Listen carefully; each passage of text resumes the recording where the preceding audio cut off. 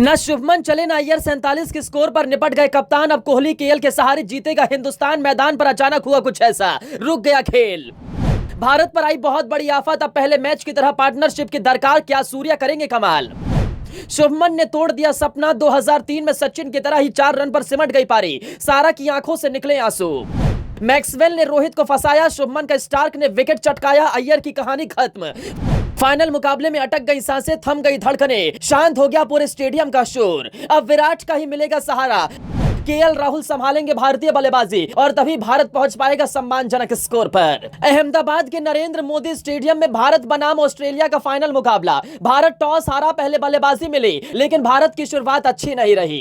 एक तरफ कप्तान रोहित शर्मा रन बरसा रहे थे तो दूसरी तरफ विकेट गिरते जा रहे थे। शुभमन गिल 4 रन बनाकर ही पवेलियन लौट गए। मिचेल स्टार्क की गेंद पर उन्होंने बड़ी ही आसानी से कैच थमा दिया। इसके बाद क्रीज पर आए विराट कोहली। रोहित शर्मा और विराट कोहली अच्छी पारी को आगे बढ़ा रहे थे। रोहित शर्मा लगातार रनों की बरसात कर रहे थे, लेकिन तभी कमिंस ने चल दी ऐसी चाल, कप्तान बुरे फंसे।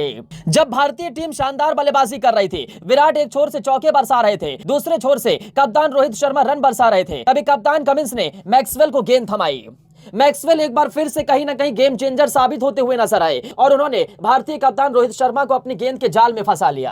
रोहित शर्मा ने पहले मैक्सवेल को छक्का लगाया, अगली गेंद पर चौका लगाया, लेकिन अगली गेंद पर फिर से वो स्टेप आउट करके छक्का लगाने के फिराक में थे, लेकिन गेंद और बल्ले का कनेक्शन सही से नहीं हुआ और ट्रेविस हेड को कैच मिल गया। इसी के साथ ही भारतीय टीम के 2 विकेट गिर चुके थे। अब लगा कि श्रेयस अय्यर और विराट कोहली पारी को आगे संभालेंगे। श्रेयस मैदान में आए, पहली गेंद पर चौका लगाया। श्रेयस अय्यर का फॉर्म सबको लग रहा था कि इस मैच में भी चलेगा, लेकिन तभी श्रेयस पैट कमिंस की गेंद का शिकार हो गए और 4 रन बनाकर ही पवेलियन लौट गए। आपको याद होगा चेन्नई में ऑस्ट्रेलिया और भारत के पहले मुकाबले में भी कुछ ऐसा ही हुआ था। भारत के 3 विकेट गिर गए थे। उसके बाद केएल राहुल और विराट कोहली ने ही पारी को आगे बढ़ाया। दोनों के बीच शानदार 165 रन की पार्टनरशिप हुई थी। अब पूरा देश यही उम्मीद कर रहा है कि एक बार फिर से फाइनल मुकाबले में विराट का बल्ला गरजे, केएल राहुल संभली हुई पारी खेले और भारत को सम्मानजनक स्कोर तक पहुंचाए। वहीं दूसरी तरफ शुभमन के आउट होने के बाद लोग कहने लगे कि ससुर की तरह ही शुभमन का बल्ला भी फाइनल मुकाबले में खामोश रहा। आपको बता दें कि सचिन तेंदुलकर भी 2003 के वर्ल्ड कप मुकाबले में ऑस्ट्रेलिया के खिलाफ 4 रन पर ही आउट हुए थे। इसके अलावा 2011 के वर्ल्ड कप में भी सचिन तेंदुलकर का फाइनल मुकाबले में बल्ला खामोश रहा और वह 18 रन बनाकर आउट हो गए थे।